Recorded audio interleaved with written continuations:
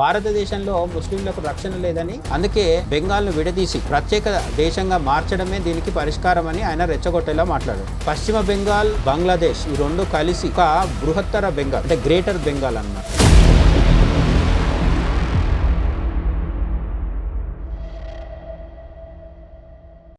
నమస్తే, welcome to గాంధీవం. బంగ్లాదేశ్కు చెందిన జమాతే ఇస్లామీ నేత నూరుల్ హుదా ఒక దిక్కుమాలిన ఉన్మాదపూరితమైన కామెంట్ చేయడం జరిగింది. అదేంటి అని చూద్దాం ఇప్పుడు. పశ్చిమ బెంగాల్ను భారత్ నుండి విడదీసి స్వతంత్ర దేశంగా ప్రకటించాలని మమతా బెనర్జీకి ఈ నూరుల్ హుదా అనేవాడు ఒళ్ళు బలిసిన సలహా లాంటి సూచన ఒకటి చేయడం జరిగిందనమాట. బెంగాల్ ఎన్నికల్లో మమతా ఓడిపోయి అక్కడ బీజేపీ పట్టు సాధించడాన్ని ఈ నూరుల్ హుదా అనే బంగ్లాదేశీ, వీడు పక్క దేశం నాయకుడు, మన దేశానికి సంబంధించిన వాడే కాదు, ఈయన అస్సలు తట్టుకోలేకపోతున్నట్లు కనిపిస్తోంది. భారతదేశంలో ముస్లింలకు రక్షణ లేదని, అందుకే బెంగాల్ను విడదీసి ప్రత్యేక దేశంగా మార్చడమే దీనికి పరిష్కారం అని ఆయన రెచ్చగొట్టేలా మాట్లాడాడు. బంగ్లాదేశ్లో గత కొన్ని నెలల్లో లేదంటే గత సంవత్సరన్నర కాలంలో ఎంతమంది హిందువుల్ని బహిరంగంగా కొట్టి చంపడం జరిగింది, చెట్లకు ఉరిదీయడం జరిగింది, ఎంతమంది బంగ్లాదేశీ హిందూ స్త్రీలని చెరబట్టడం జరిగింది. ఇవన్నీ మనం వార్తల్లో చూస్తూనే ఉన్నాం. తగలబెట్టి చంపేయడం జరిగింది చాలామందిని. ఇవన్నీ వాళ్ళ సొంత దేశంలో జరుగుతుంటే ఈ నూరుల్ హుదా అనే మతోన్మాదికి బెంగాల్లో ముస్లింల మీద దాడులు జరుగుతున్నాయి, వాళ్ళకు రక్షణ లేనట్టుగా కనిపించింది. అందుకని అక్కడున్న బెంగాలీ ముస్లింలకు, అంటే మన పశ్చిమ బెంగాల్లో ఉన్న ముస్లింలకు రక్షణ కోసం మళ్ళీ ఒక దేశం కావాలి. ఇప్పుడున్న బంగ్లాదేశమే అఖండ భారతదేశంలోంచి విడదీసి తూర్పు పాకిస్తాన్గా ఏర్పాటు చేయడం జరిగింది. అది 1971లో బంగ్లాదేశ్గా మారడం జరిగింది. ఇప్పుడు అది సరిపోక ఈ నూరుల్ హుదా లాంటి ఊరకుక్కలు ఏమడుగుతున్నాయంటే పశ్చిమ బెంగాల్ని కూడా ఒక దేశంగా మార్చాలని చెప్పి డిమాండ్ చేస్తున్నారు. దానికి మమతా బెనర్జీ పూనుకోవాలని కూడా ఈ వెధవ బహిరంగంగా చెప్పడం జరుగుతుందన్నమాట. అలాగే పశ్చిమ బెంగాల్, బంగ్లాదేశ్ ఈ రెండు కలిసి ఒక బృహత్తర బెంగాల్ అంటే గ్రేటర్ బెంగాల్ అన్నమాట చేయాలనే పాత కుట్రలను ఈ వ్యాఖ్యలు మళ్ళీ గుర్తు చేస్తున్నాయి. బంగ్లాదేశ్ వాళ్ళ చేతిలో ఉన్న బంగ్లాదేశ్ సరిపోదని మన వెస్ట్ బెంగాల్ని కూడా లాక్కొని తమ దేశంలో కలుపుకొని గ్రేటర్ బంగ్లా తయారు చేసుకోవాలనేది ఎప్పటి నుంచో వీళ్ళ మనసులో ఉన్న కుట్ర, ల్యాండ్ జిహాద్లో భాగం అది.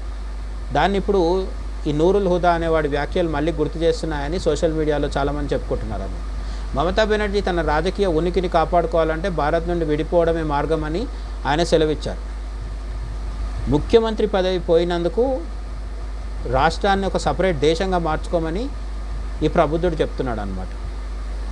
అంతేకాకుండా ఈ వ్యాఖ్యలపై సోషల్ మీడియాలో భారీ దుమారం రేగుతోంది. ఒక విదేశీ నాయకుడు మన దేశ అంతర్గత విషయాల్లో జోక్యం చేసుకోవడం ఏంటని జనం మండిపడుతున్నారు.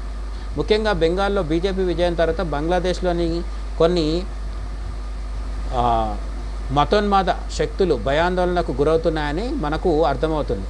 పార్లమెంట్లో, బంగ్లాదేశ్ పార్లమెంట్లో ఫ్లోర్ మీద లైవ్ సెషన్లో బంగ్లాదేశ్ ఎంపీ ఒకడు ఏమంటాడంటే, బీజేపీ అధికారంలోకి వచ్చిన వెంటనే పశ్చిమ బెంగాల్ నుంచి వేలాది మంది, లక్షలాది మంది బంగ్లాదేశీలు ఇంతకాలం అక్రమంగా ఇక్కడ తిష్టవేసి భారతదేశ సహజ వనరులన్నీ దోపిడీ చేసి తినేస్తున్న బంగ్లాదేశీలు, అక్రమ బంగ్లాదేశీలు ఎవరైతే ఉన్నారో వాళ్ళంతా తిరిగి మన దేశానికి వచ్చినప్పుడు ఢాకా లాంటి నగరాల మీద ఒత్తిడి పెరుగుతుంది, మనం అటువంటి పరిస్థితి రానివ్వకూడదని చెప్పి చెప్తున్నాడు. అంటే తమ దేశ పౌరుల్ని తిరిగి స్వీకరించడానికి కూడా సిద్ధపడలేనంత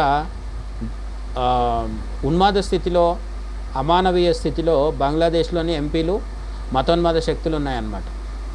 అక్కడి నుంచి పంపించిన అక్రమ బంగ్లాదేశీలు భారతదేశంలో ఉంటూ ఈ దేశాన్ని విచ్ఛిన్నం చేయడానికి కృషి చేయాలనేది వాళ్ళ మనసులో కోరిక, అది వాళ్ళ కుట్ర. అయితే ఇది కేవలం రాజకీయ వ్యాఖ్య మాత్రమే కాదు, భారతదేశ సార్వభౌమాధికారాన్ని సవాలు చేసేలా ఉందని నెటిజన్లు ఫైర్ అవుతున్నారు. మమతా బెనర్జీని ఒక వేర్పాటువాద నాయకురాలిగా చూడాలని ఈ జమాత్ నేత ప్రయత్నం వెనుక పెద్ద వ్యూహమే ఉన్నట్లు కనిపిస్తోంది. మొత్తానికి బెంగాల్ ఎన్నికల ఫలితాలు సరిహద్దు అవతల ఉన్న శక్తుల్లో ఎంతలా వణుకు పుట్టించాయో ఈ మాటలే నిదర్శనం. ఇక్కడ కొసమెరుపు ఏంటంటే, బంగ్లాదేశ్లో ఉన్న నాయకుడు తనకు మద్దతుగా మాట్లాడుతుంటే ఇంతవరకు మమతా బెనర్జీ దాన్ని ఖండించకపోవడం అనేది మనం అందరం గుర్తించాల్సిన విషయం. మమతా బెనర్జీ ఆ నాయకుడిని, నూరుల్ హుదా అనే బంగ్లాదేశీ నాయకుడిని, వేర్పాటువాదిని, పశ్చిమ బెంగాల్ని ప్రత్యేక దేశం చేయమంటున్న వాడి మాటల్ని ఖండిస్తుందా లేదా చూడాలి. ఖండించకపోతే మరి మమతా బెనర్జీకి ఉద్దేశం కూడా అదేనేమో అని భావించక తప్పదు. మీరేమనుకుంటున్నారు? తప్పకుండా చెప్పండి కామెంట్ సెక్షన్లో. జై హింద్.